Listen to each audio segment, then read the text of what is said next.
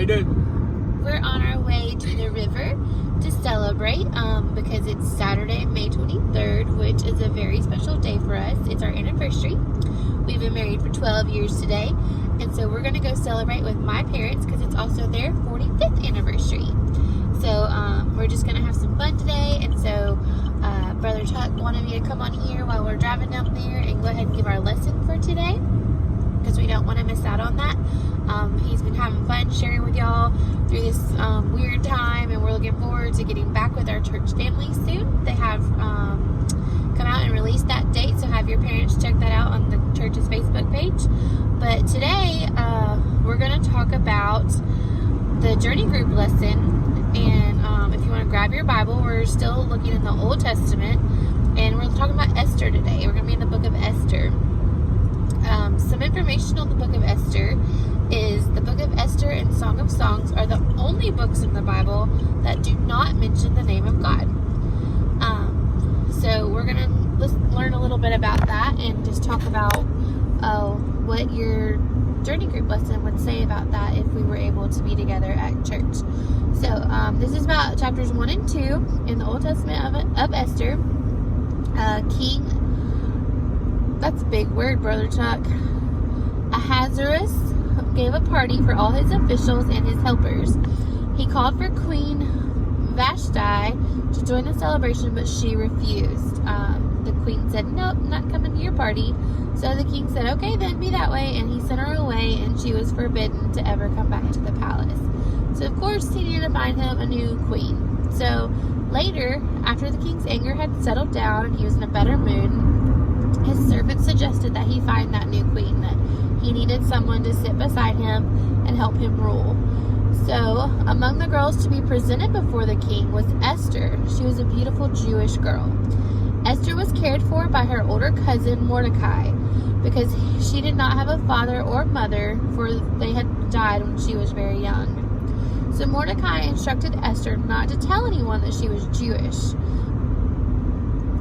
At that time, the king wouldn't have even entertained her at all, knowing she was Jewish.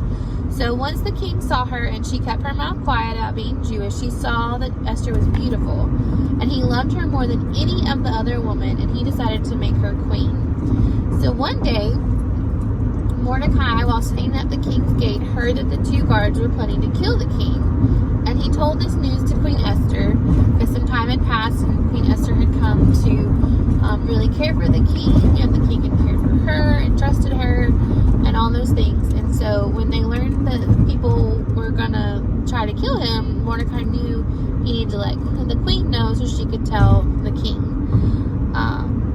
So because of this, not only having favor on Queen Esther, the king also had favor on Mordecai for, bringing this to his attention and allowing him to make preparations to not be killed, obviously. So, sorry, I'm trying to read Brother Chuck's words. So some things we can take away from the lesson is even when we don't understand, we can trust God's plan, and God knows his whole plans for our lives.